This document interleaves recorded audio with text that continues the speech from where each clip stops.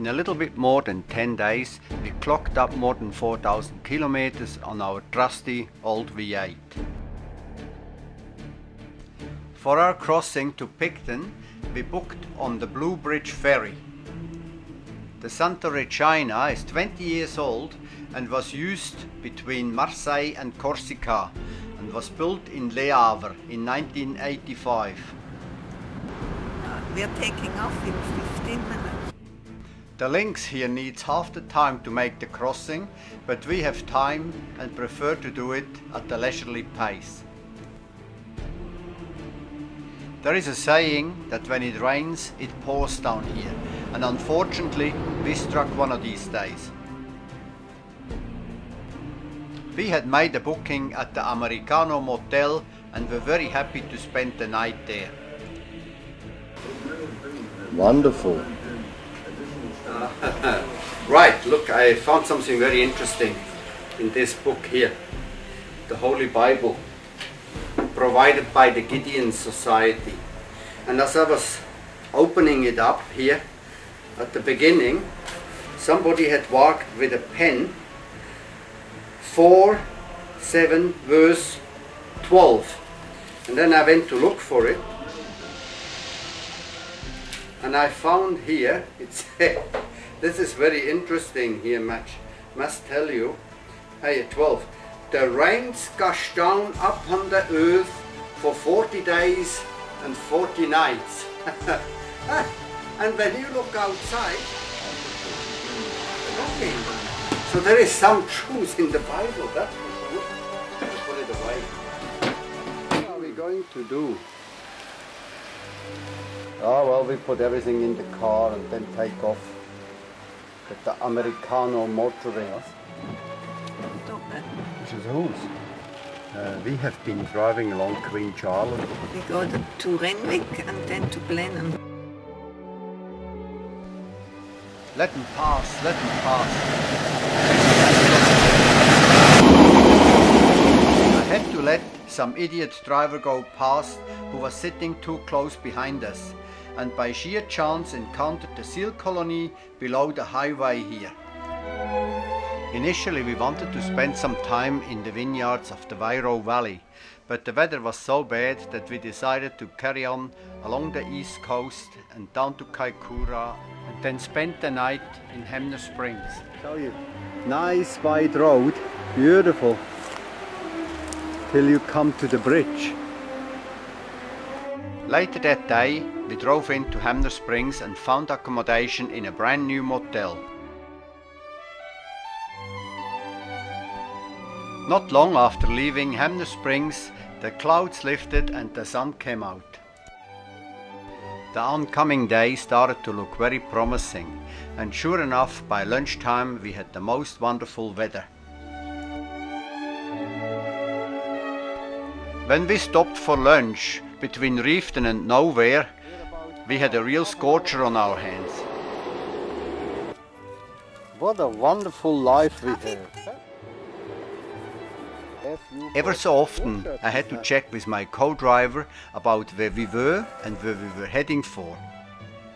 We went from Hanmer Springs, past the Lewis Pass, right, over to Reefton and down here, and that's where we are. And we want to go through here to Arthur's Pass. What a difference a bit of sunshine makes. Driving through those lovely beech forests of the South Island was quite something. We saw beautiful scenery and interesting sights, but that one here took the cake.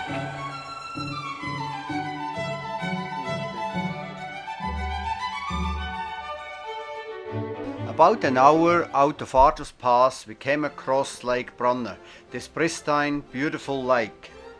It's not much unlike Lake Taravera. Probably the same size, beautiful. I wonder whether these kids will ever get any work done. Such surroundings. It is amazing country here, really. Can't get over it. Yeah, that's true, and it's a very sad story. All but derelict. Still, life goes on, and soon after we reached the summit of Arthur's Pass. All holiday homes for winter skiing. Ski has seen better days. People who come up here for skiing will find no ski lifts. They'll have to hike. Yeah, we've been hiking for the past 10 minutes.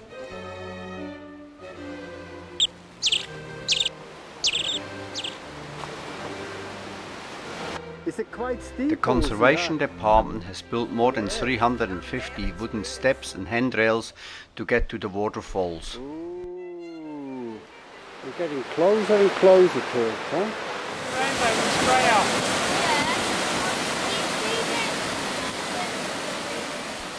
As soon as the sun went down behind those mountains, it became very chilly and we went back to camp.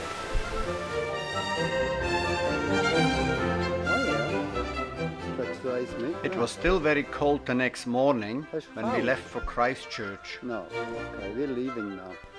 Driving past the Castle Hill and Porter Heights ski fields, we were soon heading for the lower regions of the Canterbury Plains. Very, very peaceful indeed. The first snow of the season that fell last night made the spectacular scenery even more beautiful. Before we went to explore the city of Christchurch, we booked into a motel in Riccarton. Look at them. What a lovely, bustling city this Christchurch Very is. interesting. Avon River. It was a real pleasure for us to stroll to that beautiful city on that warm and lovely autumn's afternoon. How much is that dog in the window? I do hope that dog is the same. Oh, good girl. Give her a hand.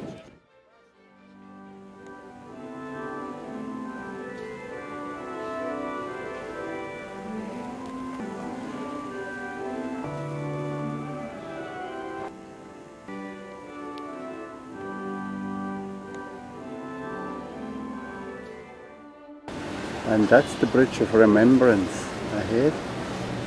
A stone's throw away from the city centre is the old university. It is now an art gallery, a craft centre and very popular with young artists.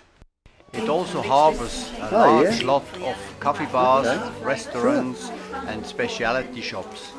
Yes. Needless to say that it is very popular with tourists. We are at the Rileys in Christchurch, Riccarton. Mrs. Riley was a school teacher for Christine and Nicole back in the early 70s. Can you just say hello? It would all help. Here. This is Ian. And Elizabeth. Hello, Elizabeth. We spent a most enjoyable evening in the company of Ian and Elizabeth. We shall not forget. The next day we were heading for Wanaka via the Lindis Pass. We remember Geraldine, a county town trying very hard to attract tourism and succeeding by the looks of it.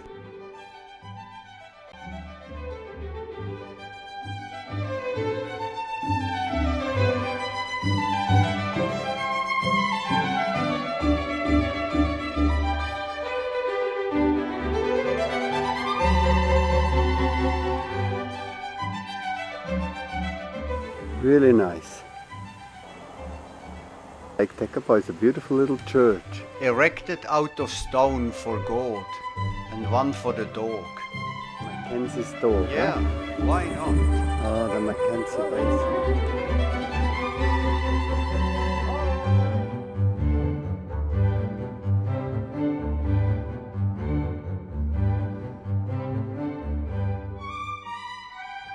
Trying to film those woolies, but they're taking off like a shot.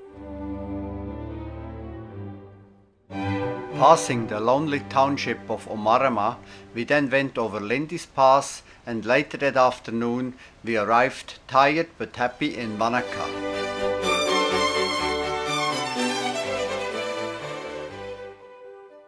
A kind invitation by Philippa and Brian Somervell of Rotorua led us to their timeshare, a lovely complex on the sunny side above Wanaka. After a nice cup of coffee and having settled in, Brian and Philippa took us for a nice drive along Lake Wanaka and up to the Cadrona ski field entrance. Instantly you're taken back to the 20s and 30s when you look at that hotel. Yep, that's the place to be in winter. And those are the famous bras on the Cadrona stretch. That's what they call them. And behind is the hill climb area where Possum Bourne got killed. Somebody once put the bra on a fence here, and then it's grown and grown. Look. I saw one, it was as big as a tent. And not a small one either. New Zealand's highest tar seal main highway. Yes, that's Queenstown in the distance, New Zealand's best and most well-known holiday resort. Top dresser. As we zigzagged our way down the Crown Range, which is New Zealand's highest tar-sealed mountain road at 1,121 meters, we were buzzed by this top dresser here. I just couldn't help myself. I stopped the car on the roadside and watched the enormous flying skills of that guy here.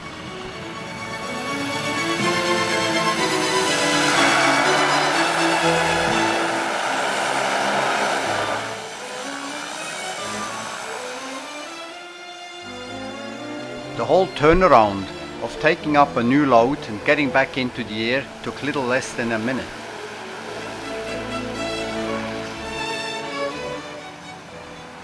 Amazingly fast, and he's off again. There you are. We must move on, we must. A warm, sunny Sunday morning saw us strolling through Arrowtown before we then carried on to Queenstown.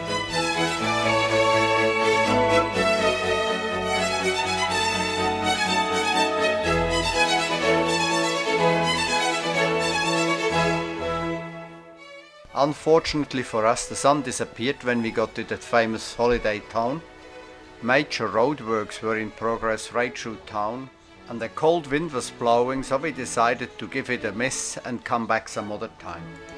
Ursula had enough of Queenstown. Queenstown is very different to Wanaka, and we hope it stays that way.